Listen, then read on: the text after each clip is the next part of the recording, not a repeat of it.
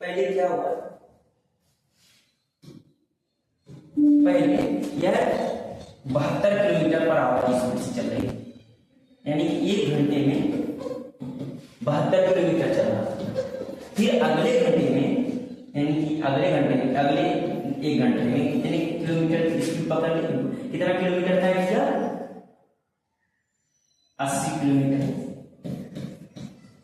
फिर अगले घंटे में ये ट्रेन अगले घंटे में फिर 100 किलोमीटर।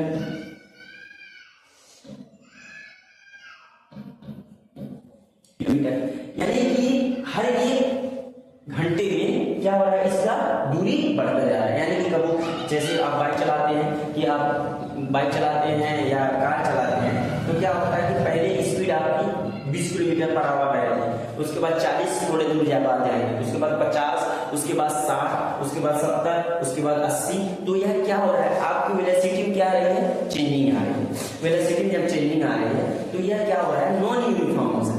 क्या है, नॉन, यानी कि घंटा बराबर है, घंटा क्या है, देखिए इसमें घंटा क्या है, बराबर है, किलोमीटर क्या हो रहा है, चेंज हो रहा है, यानी कि दूरी चेंज हो रहा है। 1 घंटे में फिर 80 किलोमीटर, फिर अगले घंटे में 100 किलोमीटर, यानी हर एक घंटे में इसकी दूरी क्या हो रही है, अलग अलग हो रही है। हर एक घंटे में अलग अलग दूरी को ये ट्रेन तय कर रही है। ये ट्रेन अलग अलग घंटे, बराबर घंटे में, यानी सेम घंटे में अलग अलग दूरी को तय कर रही है। ठीक है, तो इसीलिए क्या कहते हैं, इसे क्या कहते हैं, नॉन यूनिफॉर्म। या क्या है, नॉन यूनिफॉर्म।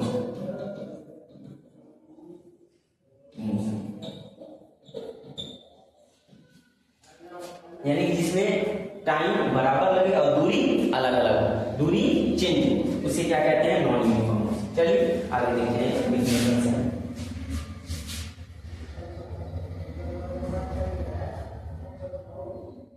बाइक पहले शुरुआत में 10 मीटर 1 सेकंड में 10 मीटर तय करती है, बीता करती है।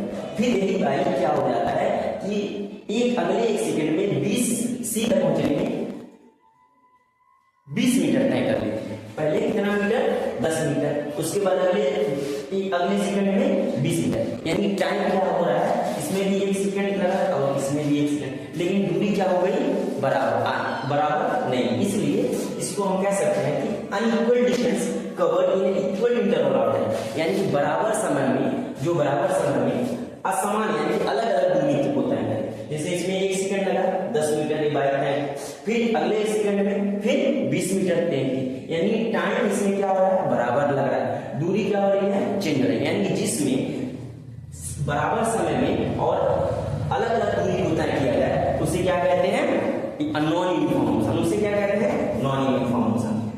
दूसरा पॉइंट है speed is not same. Speed is not same, कैसे स्पीड इसमें सेम नहीं होता है। स्पीड का फार्मूला क्या होता है, स्पीड का फार्मूला यह होता है कि speed is equal to distance upon time. Speed का फार्मूला क्या होता है, speed is equal to distance upon time. भाई डिस्टेंस कितना, ए से बी तक बाइक पहुंचने में कितना दूरी तय की, 10 मीटर। 10 लिखने आता है, लिखो। टाइम कितना लगा, 1 सेकंड। यानी स्पीड इसका कितना हो गया, 10 मीटर प्रति सेकंड। ए से बी तक 10 मीटर प्रति सेकंड इसका स्पीड। फिर बी से सी तक में, इसको यहां पर लिख लीजिए, ए से बी तक। तो उसके बाद बी से सी तक के लिए क्या होता है, स्पीड इक्वल टू क्या होता है, डिस्टेंस अपॉन टाइम। भाई डिस्टेंस कितना लगा, डिस्टेंस कितना तय किया, बी से सी के लिए 20 मीटर लिख लो। टाइम कितना लगा, 1 लिख लो। इसको लिख सकते हो 20 मीटर प्रति सेकंड, 20 को 20 मीटर पर सेकंड। यानी कि पहली बार स्पीड इसका कितना था, 10 मीटर, दूसरी बार बी से सी के लिए 20 मीटर, 20 मीटर। यानी कि स्पीड इसकी क्या हो रही है, चेंज हो रही है। इसको हम कह सकते हैं स्पीड इज नॉट से चेंजेस, यानी कि स्पीड क्या होती है, बदलती रहती है। नॉन यूनिफॉर्म मोशन में स्पीड बदलती रहती है और यूनिफॉर्म मोशन में स्पीड नहीं बदलती रहती है। और इसमें तीसरा पॉइंट बोल रहा है एक्सीलरेशन इज नॉट जीरो। इसमें एक्सीलरेशन क्या होता है, जीरो नहीं होता है। कैसे जीरो नहीं होता है? एक्सीलरेशन का फार्मूला क्या होता है? एक्सीलरेशन बराबर होता है v minus you upon T. v क्या होता है, जो लास्ट वेलोसिटी, u क्या होता है, इनिशियल। इनिशियल में देखिए बाबू, इनिशियल में क्या होता है, इनिशियल वाला क्या है,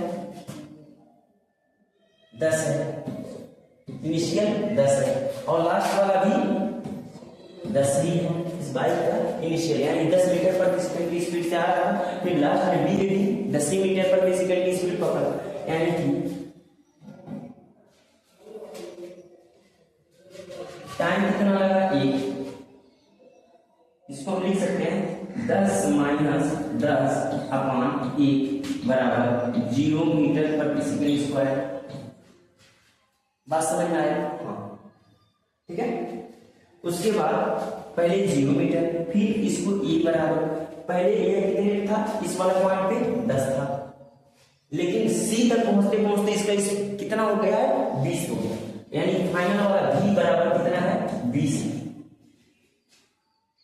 u बराबर कितना है, इसमें 10 है।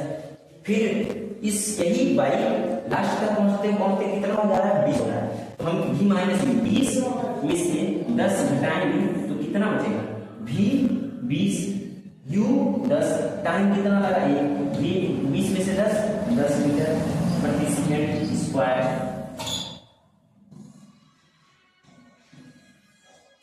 यानी कि पहले इसका एक्सीलरेशन कितना था, एक्सीलरेशन 0 था, एक्सीलरेशन 0 था a से b तक, अब b से c तक 10 मीटर प्रति सेकंड स्क्वायर।